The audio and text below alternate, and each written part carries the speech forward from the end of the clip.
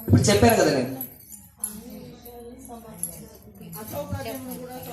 సౌకర్యంగా తీసుకునేవాడు. ఈశ్వర అనేటువంటి పదానికి అర్థం మొదట చెప్పాను, అప్పుడు మర్చిపోయాం చూడండి మనమంతా. ఈశ్వర అంటే అర్థం ఏంటి? తన స్వభావాన్ని ఐశ్వర్యంగా కలిగి ఉన్నాడు.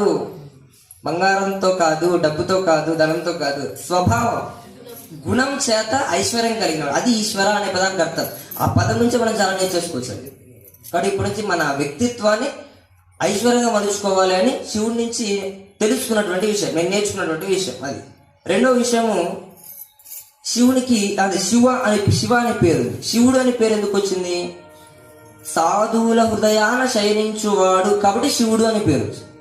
సాధువులు, ఇప్పుడు స్వామి చెప్పారు, సాధువుల హృదయాన ఆయన నివసిస్తాడు కాబట్టి శివుడు అయ్యాడు.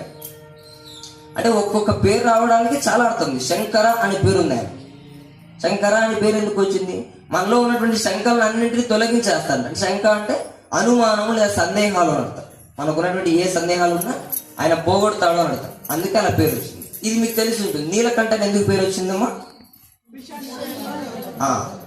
నీలమైన అది అంటే కంఠం కలిగిన విషయం తాగినప్పుడు అది తెలిసి ఉంటుంది మీ అందరికి.